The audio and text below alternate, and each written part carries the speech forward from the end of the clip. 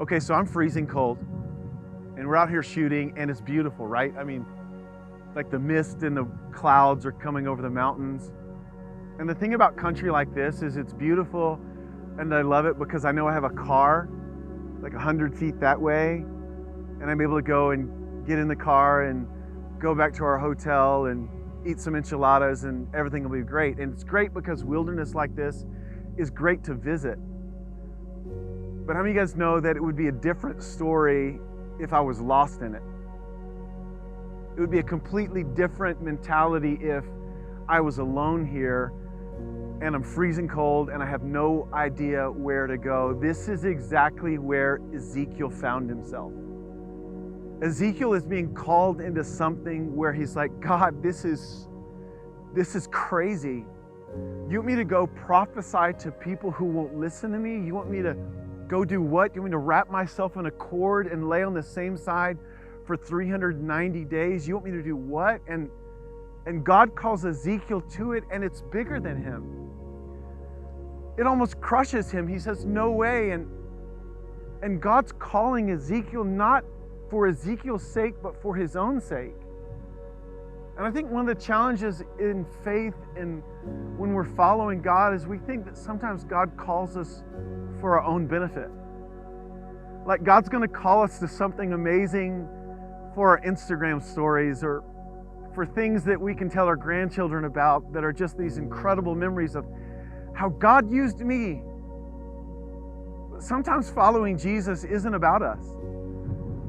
Like sometimes following Jesus is difficult. Sometimes following Jesus feels like we're lost and we are just kind of taking one step in front of the other. And sometimes we can mistake the mundane things of life as our calling, but God wants to do something in you and through our church that doesn't feel like it benefits us, that feels like it's actually really quite sacrificial, that feels like it's really quite daunting and disorienting. And sometimes in faith, we find ourselves in a wilderness and in a landscape that, if I'm honest with you, we don't recognize.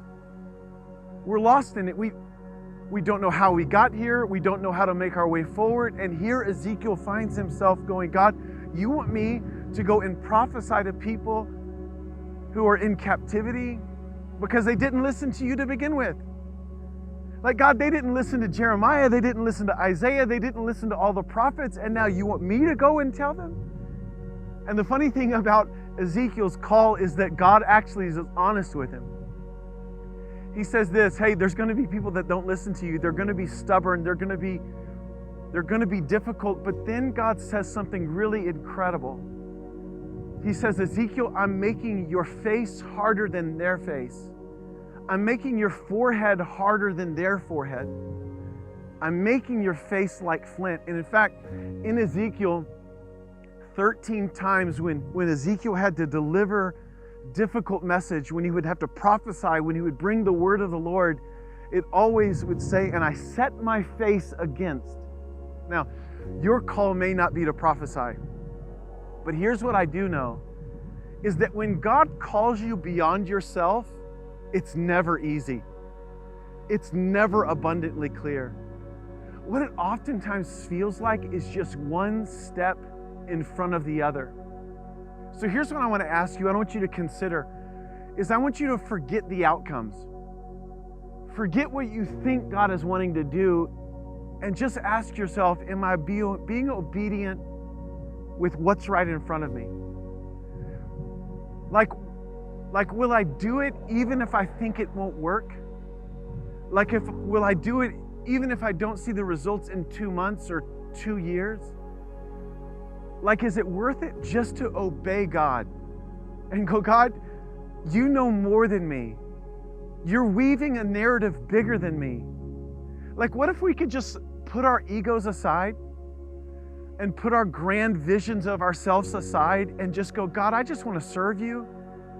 And I just want to obey you, and you'll handle the outcomes, I'll handle the obedience. So in your life, when you're considering what God's calling you to do, let me ask you this really kind of pointed question. When you're thinking about your call, and your destiny and what God's asking you to do. When all is said and done at the end of your life, who's going to win more? You or God? Who's going to get more accolade? You or God? Who are they going to tell more stories about? How you did something incredible for God, or whether God did something incredible through you?